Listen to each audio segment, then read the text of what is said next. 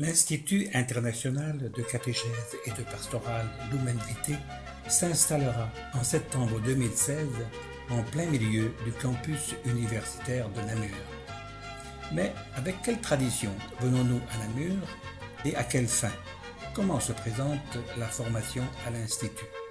Elle offre au moins 3 caractéristiques essentielles: une ambiance interculturelle, un appui sur l'expérience, une pédagogie active et interactive.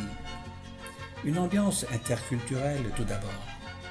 Les étudiants et étudiantes de l'Institut viennent d'une trentaine de pays différents, dont une quinzaine de pays africains. Ces pays ont chacun leur culture traditionnelle, mais connaissent aussi des mutations nouvelles en raison de la mondialisation. Les étudiants sont ainsi porteurs les uns pour les autres de questions qui se posent dans leurs divers contextes sociaux et dans leurs églises. Deuxième caractéristique, l'appui sur l'expérience. Les étudiants, pour obtenir une inscription à l'Institut, doivent avoir au moins 5 années d'expérience pastorale. Les études à l'Institut invitent les étudiants à réfléchir à leur expérience antérieure et à en faire émerger un ensemble de questions. C'est ainsi qu'au début de leur formation, un séminaire de questionnement est organisé de telle sorte que toute la formation soit ancrée dans une prise en compte des réalités ecclésiales et sociales.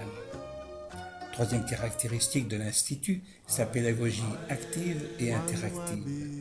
L'étudiant, ici, est le premier acteur de sa formation. Bien sûr, des cours magistraux sont donnés, mais c'est l'étudiant qui choisit son programme de cours. C'est lui qui, tout au long de ses études, va construire son dossier de formation.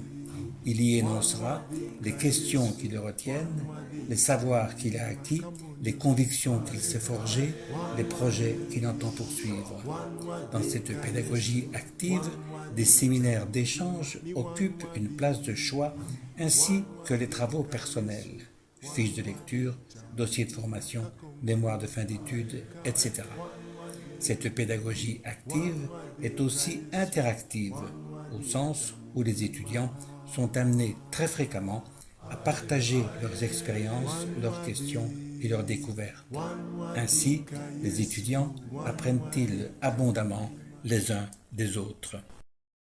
Quels sont les différents axes de formation proposés par l'Institut? Le premier axe est anthropologique. À la lumière de la philosophie et des sciences de l'homme, il propose un approfondissement de la réflexion sur la condition humaine, sur la dimension culturelle, sur le rôle des religions et sur le vivre ensemble. Le deuxième axe est biblique. Comment lire et comment aider à lire la Bible? Par quel chemin? Par quelle méthode? Le troisième axe concerne la foi et la vie en Église selon cette foi. L'Église, en effet, est porteuse d'un témoignage qu'elle annonce et à la fois qu'elle s'efforce de réfléchir et de vivre. Le quatrième axe s'arrête plus particulièrement à la question de la transmission de la foi, de l'évangélisation et de la catéchèse. Il envisage toutes les médiations par lesquelles la communauté chrétienne rend, dans le contexte qui est le nôtre, la foi possible et désirable. Enfin, un dernier axe s'interroge sur le rôle d'humanisation de l'Église dans la société. Comment les chrétiens peuvent-ils se mettre au service, de manière critique et inventive, d'une humanité plus humaine dans la variété de ses conditions socioculturelles? Ces 5 axes de formation sont traversés par l'étudiant grâce à des apports extérieurs, cours, lectures, mais aussi grâce à des travaux personnels, fiches de lecture, travaux de recherche, dossiers de formation, mémoire de fin d'études, qui obligent l'étudiant à s'impliquer dans sa propre formation. C'est pourquoi l'apprentissage à l'Institut n'est jamais simplement un apprentissage de savoir, c'est toujours aussi un apprentissage de démarche, d'aptitude. C'est ainsi que l'Institut s'efforce de promouvoir chez les étudiants un ensemble de compétences, se poser de bonnes questions, se doter d'outils pertinents, s'appuyer sur des références autorisées, s'approprier et exprimer personnellement ce qui a été reçu, élaborer des perspectives et des projets. Au terme de la formation, l'étudiant est évalué par un jury de plusieurs professeurs sur la qualité de son dossier de formation. L'Institut est animé par une équipe académique de base, directeur, professeurs et secrétaires, d'une dizaine de personnes qui échangent beaucoup et assurent de manière collégiale l'animation de l'Institut. Celui-ci veille aussi à ce que le corps professoral lui-même soit pour une bonne part multiculturel et international. La formation est conçue pour 2 ans.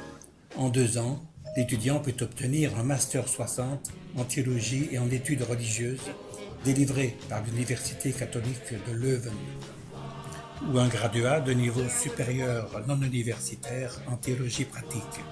Il est possible en 1 an d'obtenir un certificat en catéchèse pastorale. L'Institut offre aussi un cycle de 3 mois de la mi-septembre à la Noël pour un temps de ressourcement pastoral. Notons enfin que la vie à l'Institut est l'objet d'une attention permanente.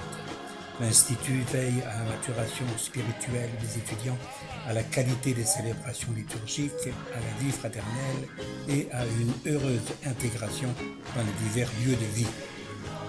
En vous remerciant pour votre attention et pour votre bienveillance, l'équipe de Lumen Vitae et tous les étudiants et étudiantes vous saluent bien cordialement.